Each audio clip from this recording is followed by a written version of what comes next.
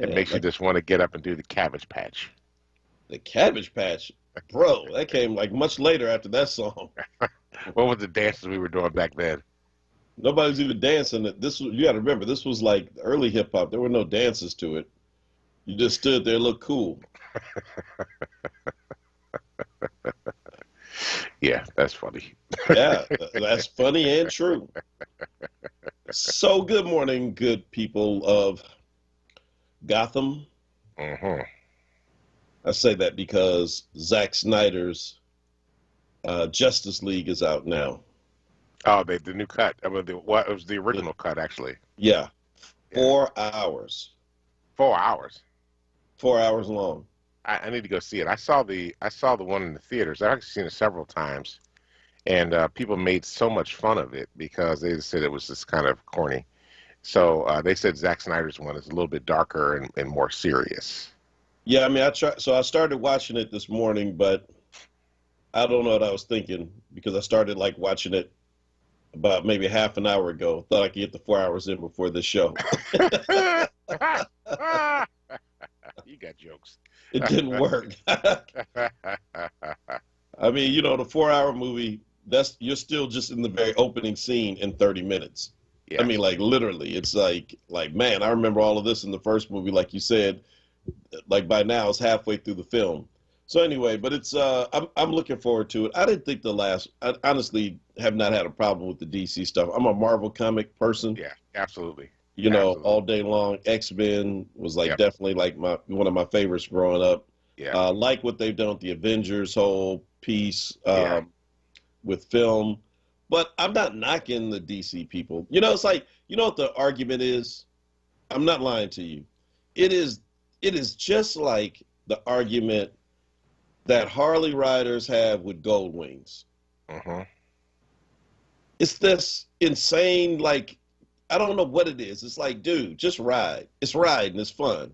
I don't like gold wings because I just don't like gold wings. I like to ride a Harley. It's all good, but I'm not gonna knock somebody and like knock their bike. But Right. that's what it's like. DC versus Marvel. They're both good, but just in a different way. Well, I don't know about that. I mean, I think first of all, the comics are good either way, right? Yeah. I think the movies there's something to be desired. There's some work that needs to be done on DC side. I think Marvel has because Marvel's done so many more of the films at this point that they've kind of locked in on a formula for how they do their series and how they do their films. That makes a big difference. Now, DC, I think, is starting to pick up. Actually, I liked the Wonder Woman movies better than I like some of the other movies. The Justice League movies were good. The current Superman movies and the Batman ones, I'm not really a fan. But definitely the Justice League and the Wonder Woman movies I enjoyed. I'm Batman. No, I'm Batman. So I I remember mean, the movie. there've been like 10 Batmans and 10 Supermans. It's I can't. I think it was the movie was called. Have you ever seen the movie Neighbors? Neighbors. No. It's just a comedy. It's a stupid comedy. Like fraternity moves in next door, but it's like this one scene where the two guys are like just drunk, going back and forth over who Batman was, and the way that they argue is, no, I'm Batman. Actually, using the voices of their favorite Batman. Batman has had way too many actors playing that role. That's a part of their problem. Yeah, But anyway, absolutely. look, folk, the two of us here reminiscing on old '80s hip hop and DC Marvel comics. We represent the Power Hour. Maybe somebody will do a comic of our show one day. Oh. Pow, bang, zing. Um, sit, sit across from me, who prefers Marvel movies over DC movies is Bishop Dwayne David Reister. And sitting across from me is the Reverend Dr. Mark Kelly Tyler. And the glue, absolutely, that holds this thing together is none other than Kuwesa on the board. Koesa. Good morning. Good morning, Koesa. How are you today? Doing okay. I'm glad it's Friday, though, but I'm Yeah, doing okay. I got you. Friday. Thank God it's Friday. How Yeah. was your ride in? Not bad. It rained yesterday, so the roads are a little wet. So I would just caution everybody to, take it easy. You might hit some pockets, puddles, things like that of water, and just be safe out there. But besides that, I mean, it was a very easy ride it. I just, caution folks to drive, just drive a smidge slower, but it's not too bad. And probably by the time folks really, really wake up and start getting out there, I'm sure they don't have anything to worry about. Cool. All right, you have heard it from Kwesa. Now, look, listen, today, Kwesa, you'll be happy to know, is the last day of winter. Yes. Old man winter is gone. And I mean, typically it's kind of the seasons like blur into each other. But it honestly feels like this time it's like right on schedule because, I mean, today's going to be so windy that it feels like winter still. But tomorrow it's like in the 50s and sunny. Sunday is like up to 60 and sunny, at least in Philly. Go a little bit further south, you guys are going to have much better weather in the 70s. But I mean, yeah, so it is officially ending today. I'm calling it no more snow. Yeah. Oh, crap.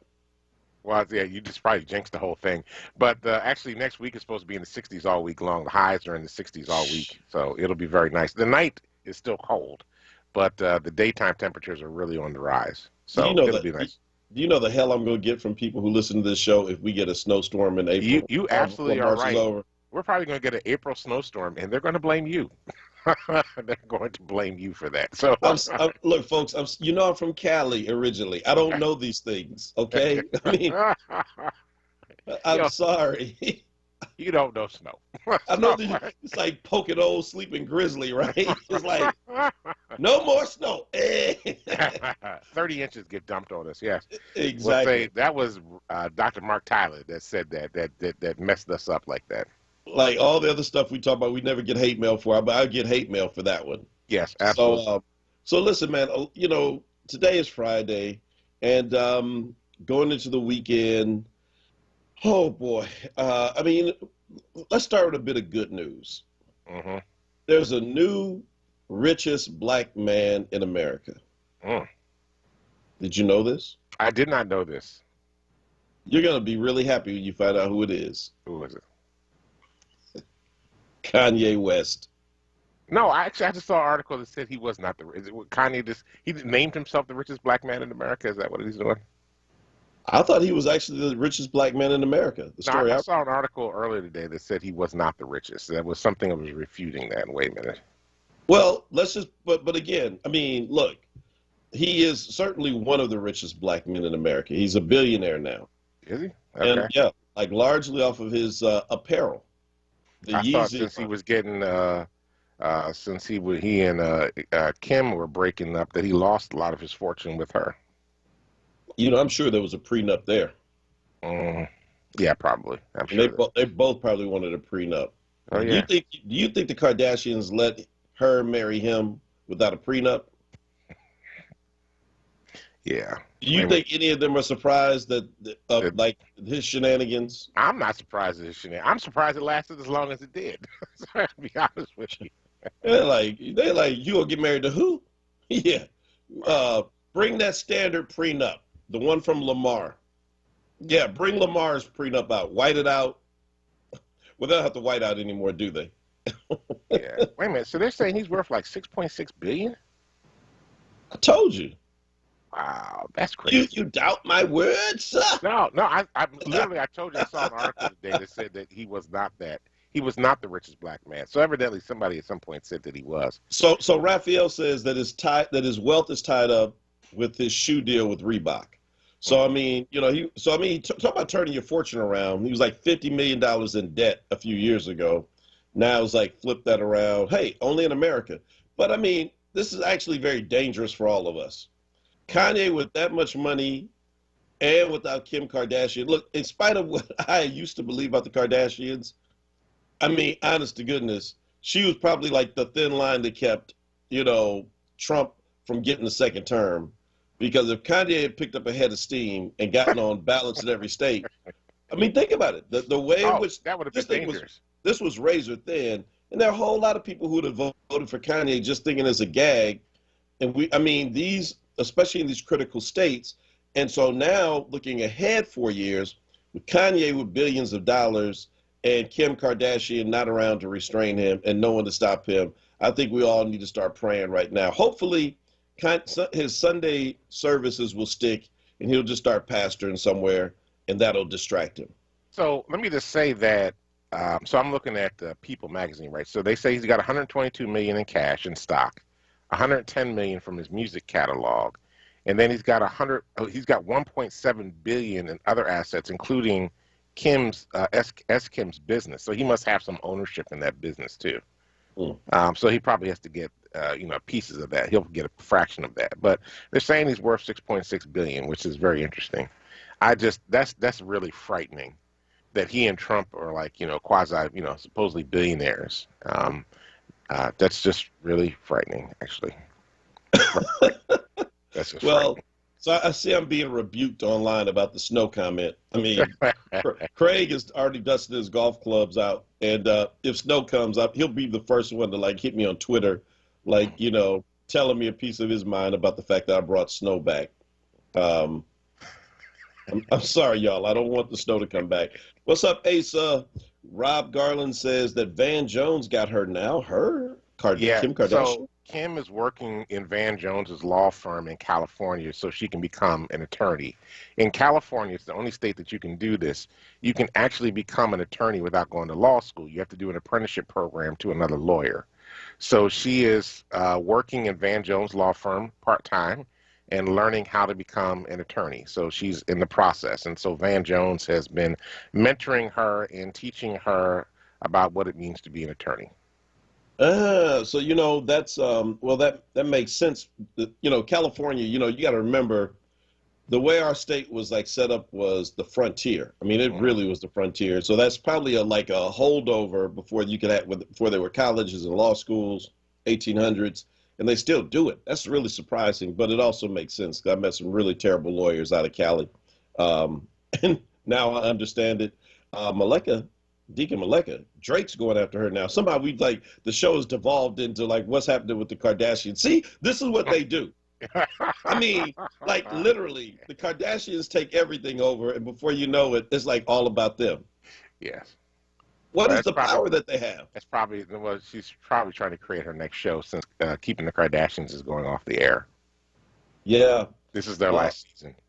Oh, wow. It's made the news. What is this?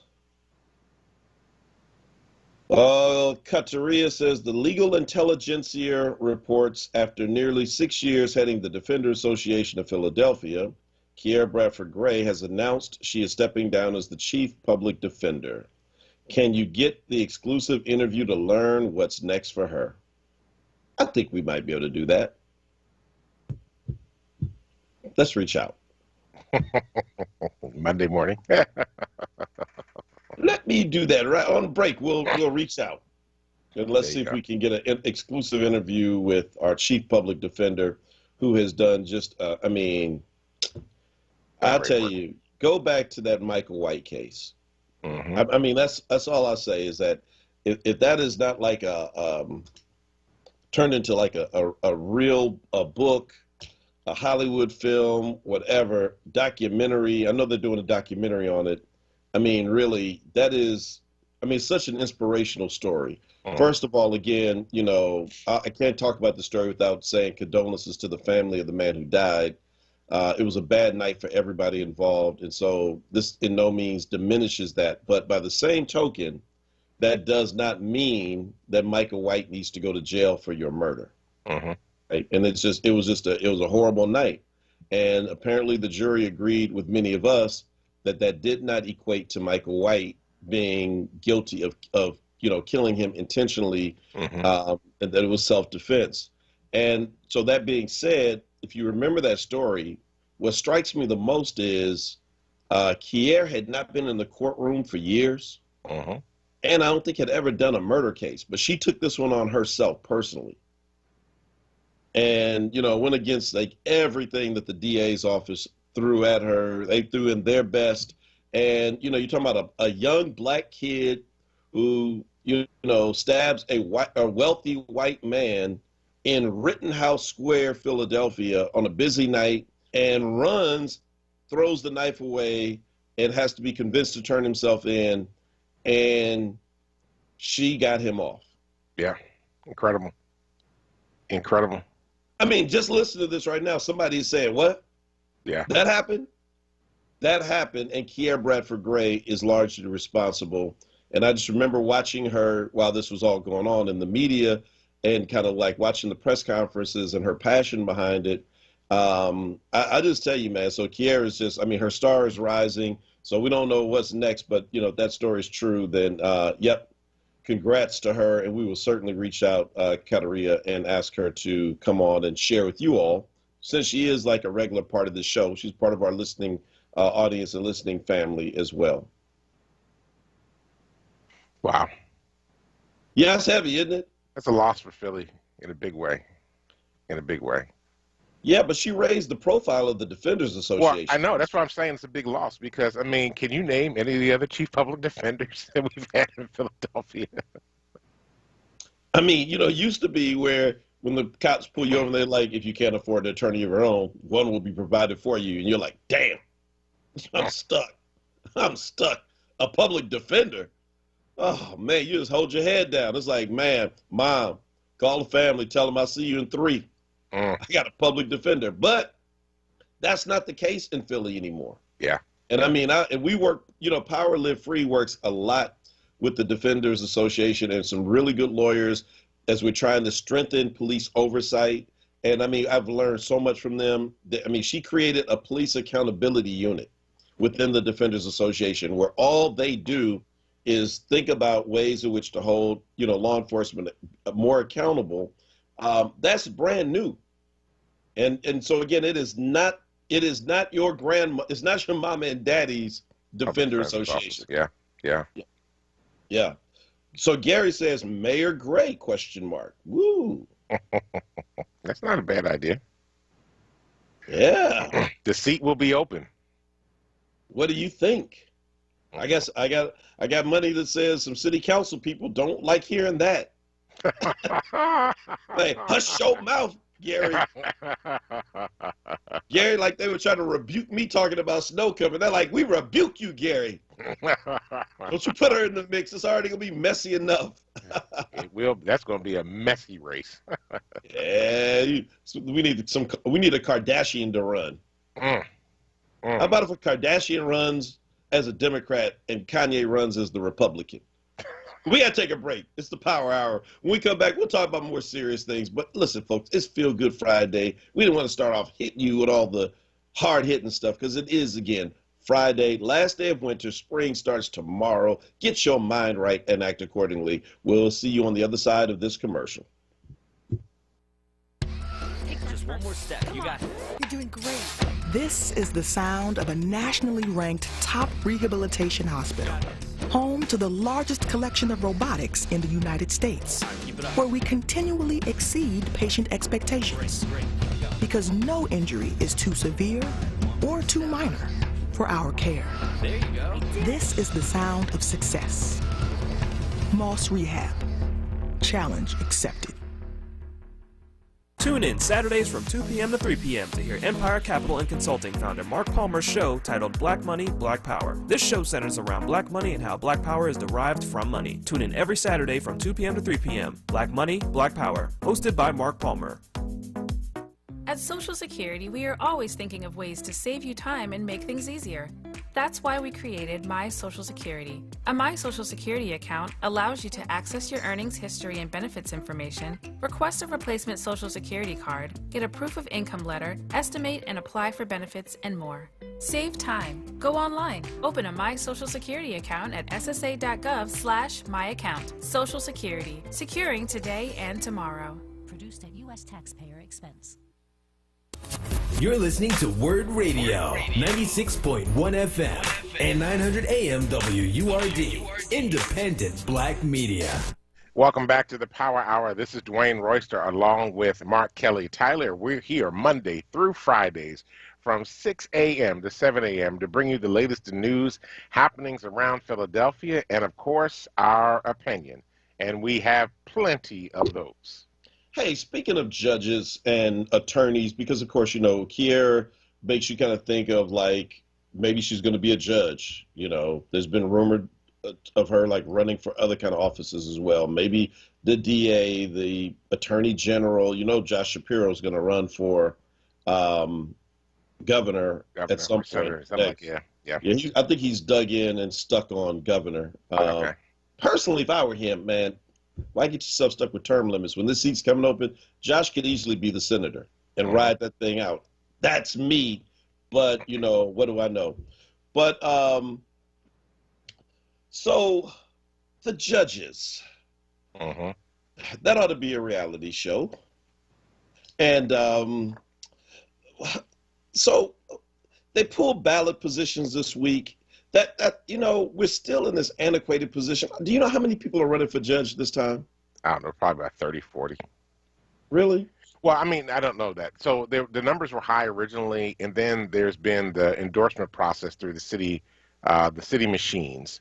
And so I think the number kind of drops after that, because really, if you can't get an endorsement, it's very difficult to get elected. But I don't know actually how many are formally on the ballot right now, because we're still in the moment when, well, actually, we're coming to the end of a moment. So normally they can refute, people can refute petitions, they can drop out. There's a deadline to drop out. I'm not sure if we're past that point yet. Wow.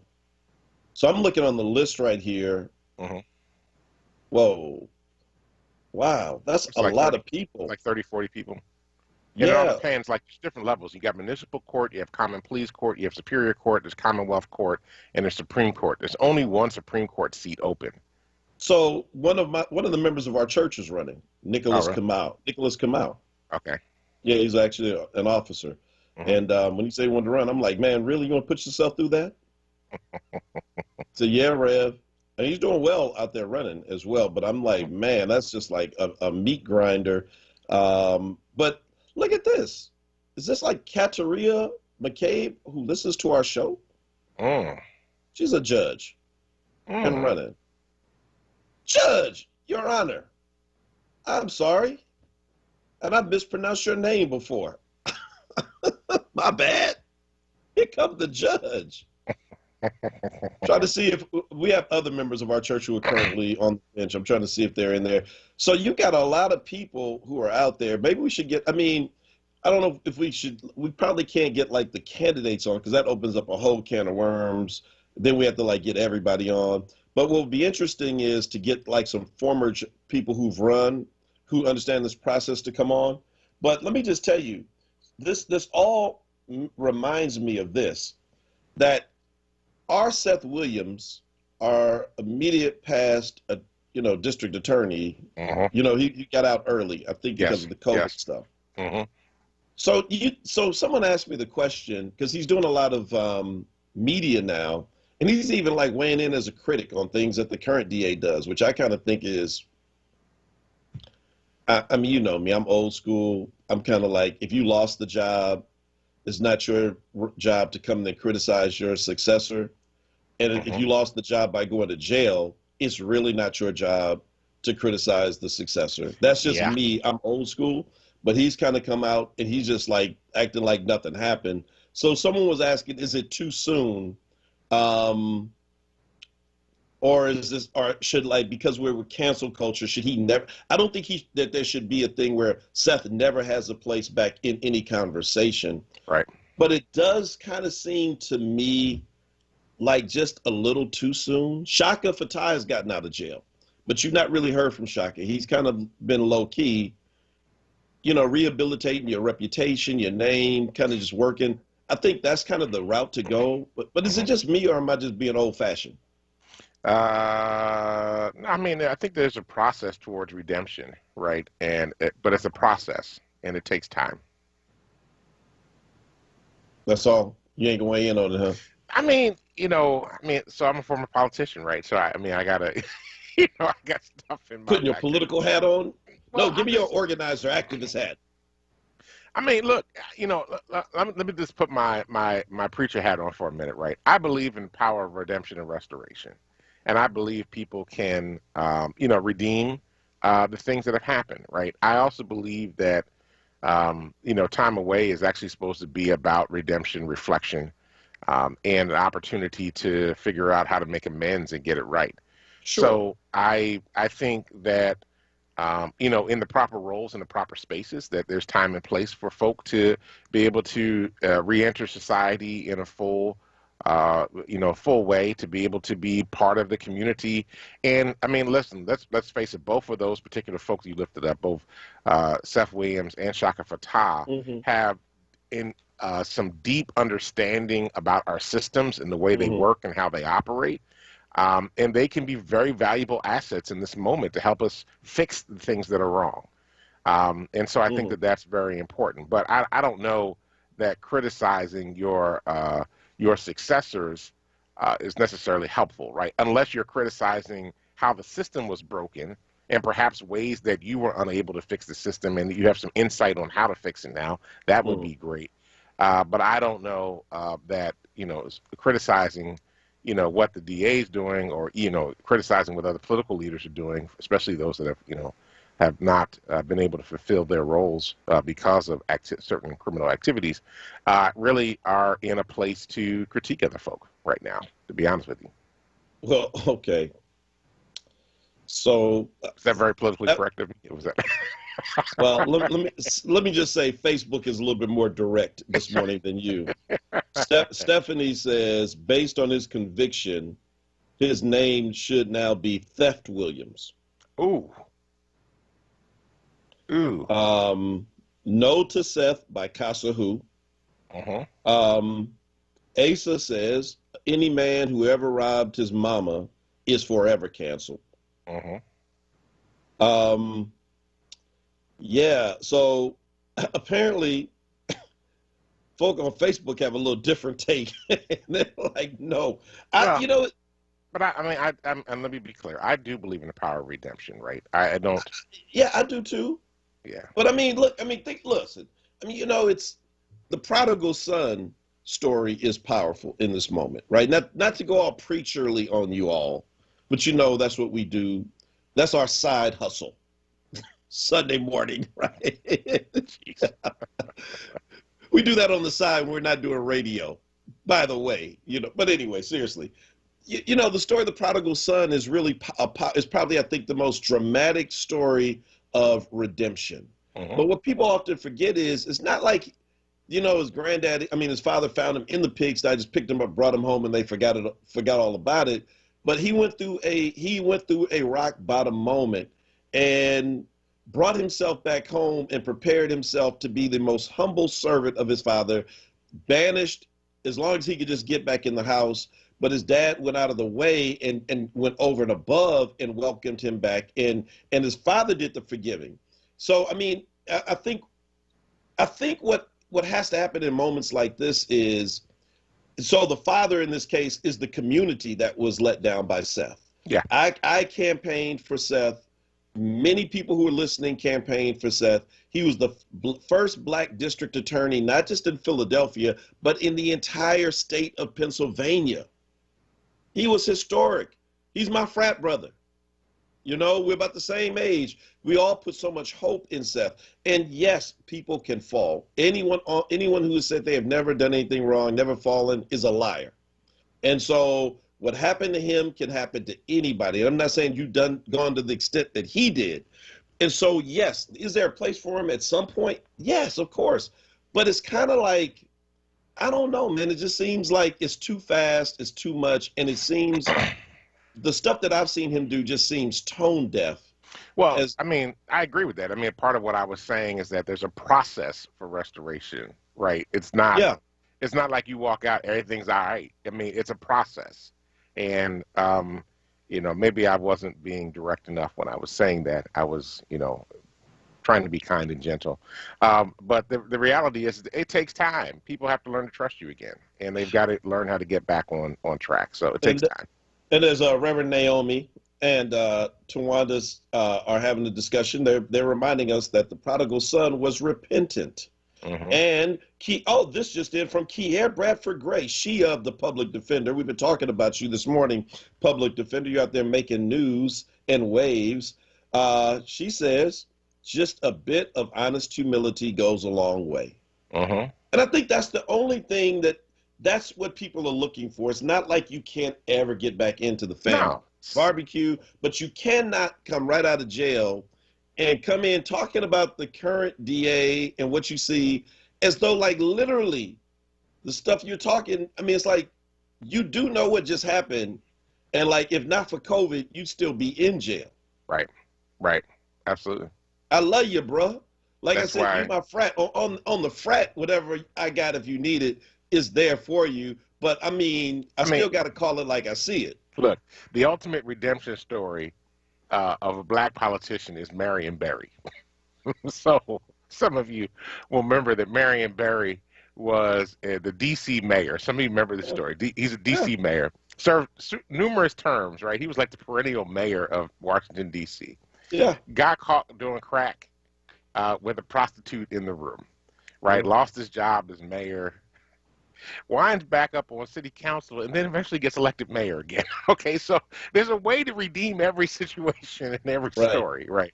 And it's but it's time and it's a process and you've got to go through something. And he went through the tour and rehab and other things and, kind of came clean about his stuff. And I mean, I think that there's a possibility for redemption for everybody, but it's a process. It's a process. And feedback, listen, you know what? People can hate black talk radio if you want, but all we are doing is 9 times out of 10, we are a reflection of what you are going to hear everywhere else when you go in the community. And just looking at the social media feedback, it's the same thing. So if I am advising Seth, if he's listening to anybody, or if he may be listening to the show this morning, I don't know. It's like, look, don't be mad at us for bringing it up. It is what people are saying. It's what people are feeling. People are reaching out to me independently off the air. Like, yo, I mean, this feels weird to me. Am I off base? No, I don't think you are. There is a way back. That's right. And this is not the way. Right. I mean, it's actually Craig said it best. He said, you can come to the family cookout, but we're going to give you the side eye. But you show up enough times at the family cookout, eventually folks just throw their arms around you and welcome you back. And Deacon Malika Walls is down there saying true. She's in D.C. She knows the story about what happened with Marion Barry. So that, there is the possibility of redemption. Vincent Gray was mayor of D.C., is now back on city council, and probably has future plans to get back into that seat. There's possibilities to be able to do all these things, and so, but it's time, and you've got to act right. You got to get a little bit of act right in you, and do the right thing. Do the appropriate apologies. Show up at the right places, support the right things, and get yourself together. I think part of the challenge. If I was going to be real honest, I've had some interactions with Seth Williams, right? Part of the problem, he's a little bit arrogant. And so your arrogance will sometimes carry you in a place that where you should just step back. You need to learn how to fall back and then work your way back and be invited into places. There's always that there's a scripture that talks about the fact when you enter into a social function, a party, don't take the seat of honor. You take the lowest seat and then let the host invite you to a higher seat. And sometimes when we come into places, it's better to start at the lowest place and then let people invite you to higher places. You just don't walk in and assume that the guest of honor seat is for you. Well, that's some really good advice. I mean, and I like what you said earlier, when your first take, and I wanted to address it, but we got sidetracked, which is that it's, Seth has a lot to offer still. Yeah. So to groups like Power Live Free, for example, or like some of the other like activist groups that are working on trying to figure out this whole social justice conundrum. Like, how do you hold cops accountable? How do you deal with the rising gun violence? How do you keep, guns out of the wrong hands? So you did the job. You know some of this, you've learned some stuff. And so to even be in a place where people can kind of pick your brain and if you had a chance to do it all over again. So there's a lot of valuable information that needs to be mined. But again, bro, Frat, I'm just saying, you got to do this right.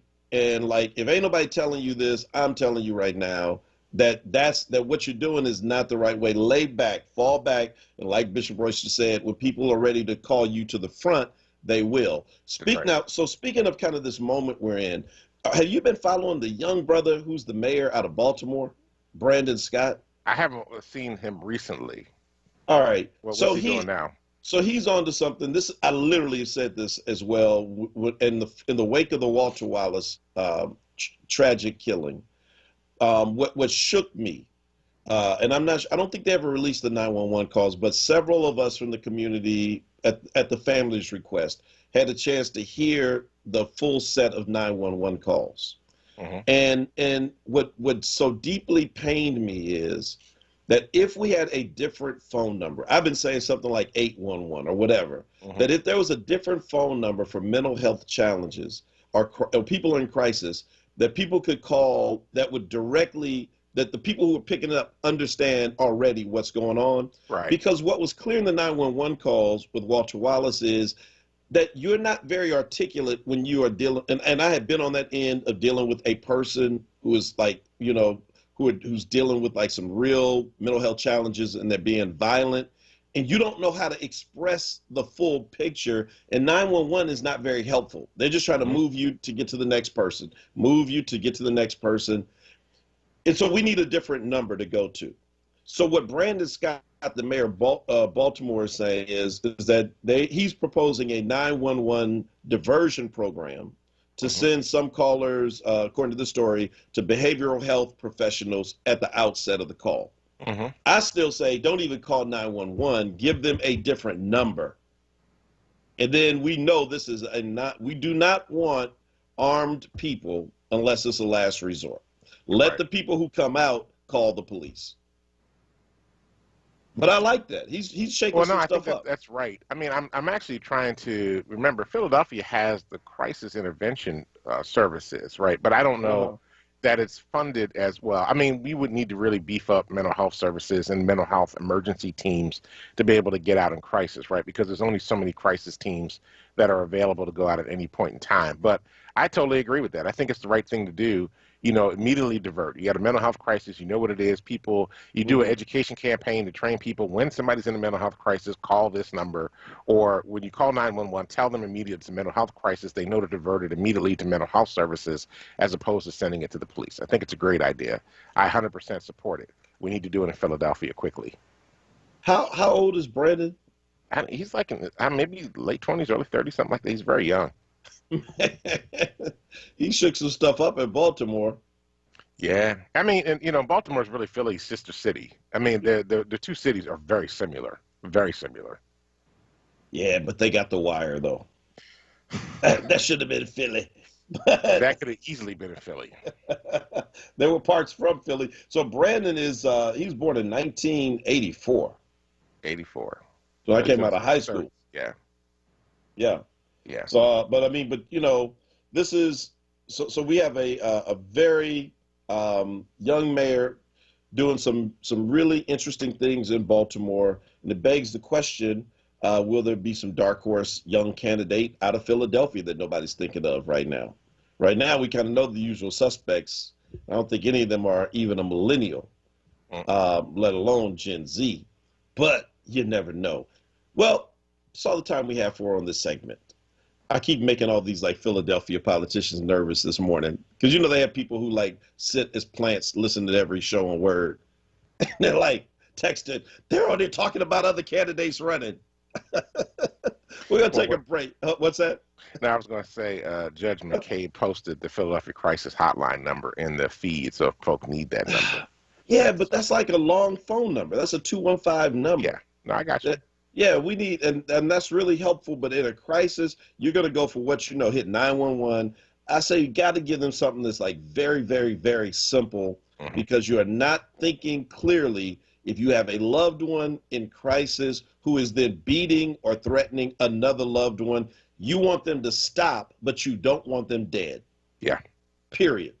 That's right. I mean, as bad as you want them to stop and as angry as they may make you and as frustrated as you may get, you are not asking for someone to come kill them. That's right. You just want them to get help. And that has to be the central focus of whatever it is that we do. And I mean, as we saw with the Starbucks thing, 911 can't even get that right. Like you said, 20 cops out to arrest two guys who are waiting on a business contact who just asked to use the bathroom in Starbucks. We can't trust that system. We need something totally different. And unfortunately, we are way over. I know. I'm sure. Coyce is like, what are they doing? I'm surprised we haven't got like multiple text messages this morning. Sorry, Coyce. It's the Power Hour running overtime. We'll be right back. We do all we can to ensure our kids are happy, healthy, safe, and strong. Having high-quality, low-cost health insurance helps make that possible. With CHIP, your child can have medical, dental, eye care, and more for free or low cost. Whether you're self-employed, unemployed, or your employee benefits are just too expensive, CHIP is there for you to help your child be strong. CHIP Strong. Apply or renew today at 800-986-KIDS or go to chipcoverspakids.com. Paid for with Pennsylvania taxpayer dollars. Hi, it's me, Gia Peppers. Tune in to More Than That with me live this weekend or catch the show wherever you listen to podcasts. This week, I'm talking to Kenya Barris, creator of Blackish and co-writer of the new Coming to America, as well as Judge Lynn Toller, television icon, author, and advocate. More Than That is brought to you by Bounty, Charmin, and Puffs. Visit png.com for more on their commitment to positive change. I wanted to talk to you about how you grew up. What was your actual family structure like? For the most part, growing up I felt like a very common Black experience. I didn't really realize how much we didn't have until we moved into a more integrated community. When I was like, oh, people's knives and forks and plates match? My mother was an emotional genius, and she was in my ear because she knew I was standing right on the edge. I could have gone either way. And she was so intuitive that it didn't happen, and she did it purposefully. Tune in this Saturday from 5 to 6 p.m. for the Islam Today show with a perspective on moral guidance and Islamic principles and values. Now, a traffic update on WURD Radio. Good morning. This report sponsored by Indeed.com. Some volume picking up southbound 95, Cotman down through Bridge, jamming through construction and delays. Building Allegheny through Girard, northbound looks pretty good. The Vine Expressway not bad through Center City, Philadelphia. Schuylkill Expressway both ways, east and westbound. No major problems or delays there as of yet. The Boulevard Route 1 southbound late from Broad to Fox through that work zone. PA Turnpike, Blue Route 476, not bad. 55 north, a little slow north of Deptford in the 42. Sometimes a hiring freeze happens because you can't find the right people, so follow the warming trend to Indeed. They have tools to help you find the quality candidates you need to help your business. Learn more at Indeed.com/credit. For more traffic information, log on to SIGAlert.com. Jim Bachman with your Philadelphia area traffic. Now, a WURD weather update. Here's NBC 10 First Alert meteorologist Bill Henley. Clearing skies and cold, gusty winds today, a high of 46 this afternoon. Most of the day, it's going to feel like it's in the 30s with the wind. The wind dies down tonight, clear and cold tomorrow morning, a low of 29 degrees, but a nice warm-up for the first day of spring, a high of 57 Saturday, and even warmer on Sunday with plenty of sunshine, a high of 62. I'm NBC 10 First Alert meteorologist Bill Henley.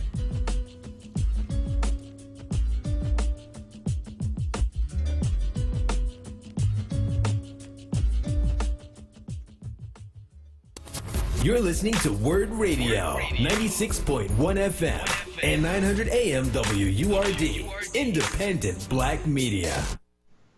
Welcome back to the Power Hour.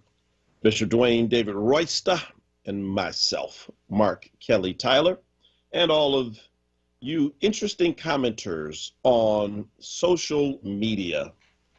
You know, after all of that, in the Rob post, I just Googled it.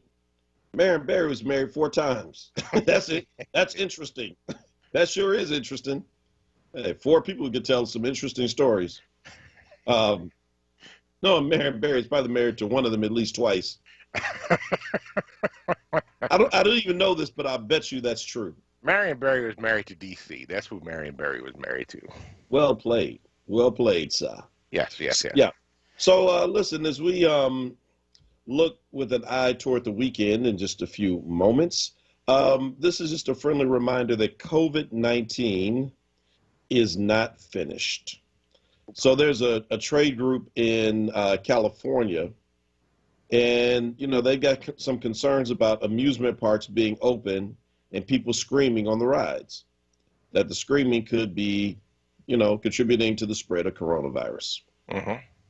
That, you know, that's, I mean, honestly, it's like, so when people talk about like churches opening back up, yeah, most churches don't have very good, you know, ventilation systems. Mm-hmm. So ventilation is open that window up, y'all.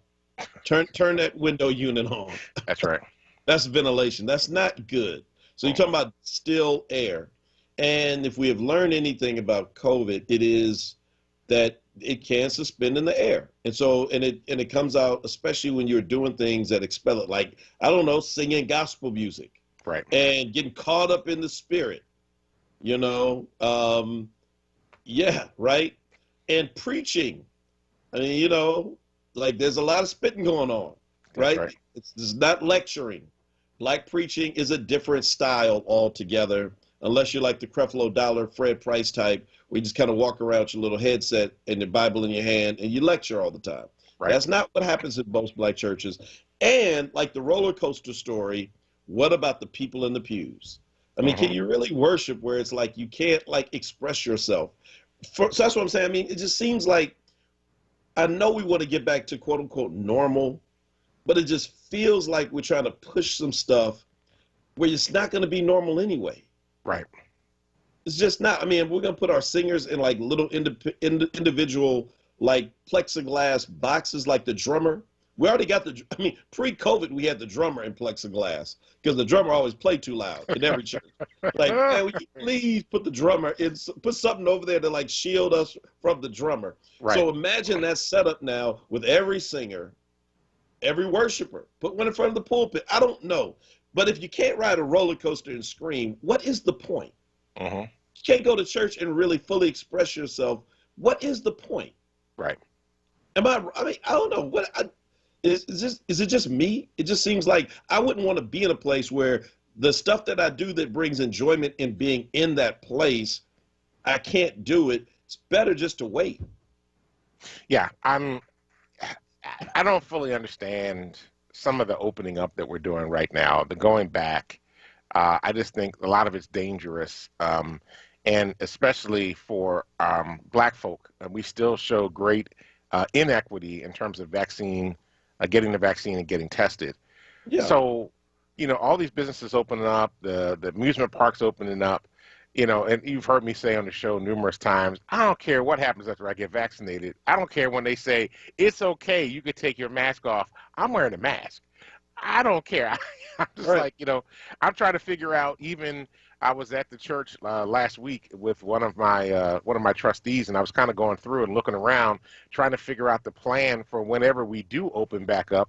You know, how are we going to do this to keep folks safe? And I'm like trying to move the musicians to one section of the pulpit area and stay away from me, and the choir in another section.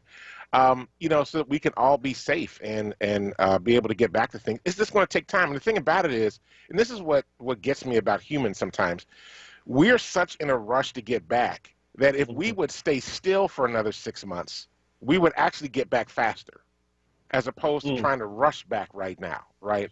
If we would just like settle down for a minute, y'all don't need to go to the beach, you don't need to go on vacation, you don't need to do any of these things right now. For the moment, what you need to do is stay still. And if you would stay still, we could keep these numbers low, we can get people vaccinated, then we could probably open up more fully. But everybody's trying to rush to get open back up again.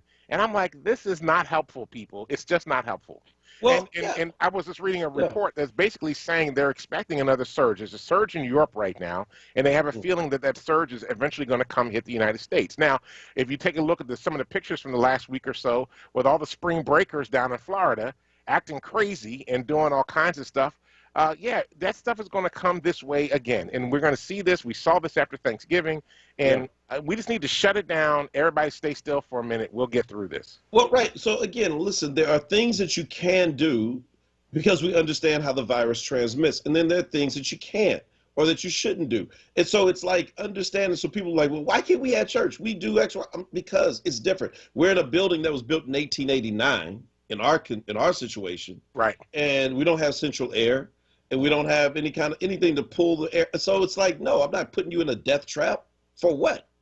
You better check it out on Facebook Live. And if your situation is like mine, then act accordingly. If you're in a more modern church building and it's huge and you can socially distance people and you can do it safely, then again, we are on a case-by-case basis now. Absolutely. We're not in a blanket one-size-fits-all. And so to your point, yes, if you're not there, pump the brakes and slow down.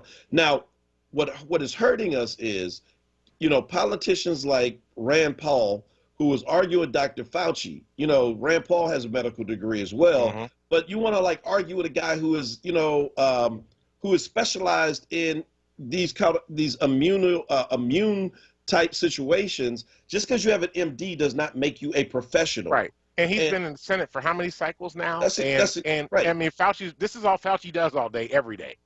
Well, right. And so you want to argue with him and tell him what to do. Because and Rand Paul, this big debate yesterday came down to this. Like, you're just a part of the nanny state. This idea that the state wants to control everybody's bodies. I'm like, excuse me, sir. Need I remind you that your party is constantly telling women what they can and cannot do with their bodies. That's right. So apparently you don't have a real problem with controlling bodies. Your party has helped put tons of black bodies in prison and want to leave them there. You don't have a problem with white cops shooting black bodies and killing them in their bed at night in their home in your own state. And now all of a sudden, the state can't tell you what to do with your body, as though a mask is like putting shackles on your feet and putting you in the middle passage. Man, I'm so tired of these people. But their party doesn't have a problem with white people killing Capitol police officers either, right? So, I mean, that's a whole other thing. So, anyway. All right. So, folks, I don't care what Rand Paul says. If you value your life, wear your mask, vaccinated or not. Like Fauci said, there are other variants in other places. We don't know what they'll do. Take precaution. Love yourself and love your neighbor, or love your neighbor as yourself. I think that's how it goes. Happy spring, everybody. All right. Well, thanks, everybody. That's it for the Power Hour for this week. We'll be back on Monday morning from 6 to 7 to bring you the latest in news, happenings around Philadelphia, and, of course, our opinions. We want to thank everybody for listening with us today, whether you're listening on air, through the app, whether you're on Facebook, YouTube, or whatever means that you are listening to us today. We deeply appreciate you. Thank you for everybody that's commented on posts. Thank you, Kwesa, for holding down the boards. Reverend Tyler, for doing what you do each and every day. Stay tuned now for Wake Up with Word with Solomon Jones. And listen, do us a favor. Go out, change the damn world, because if you don't, nobody else will. Peace.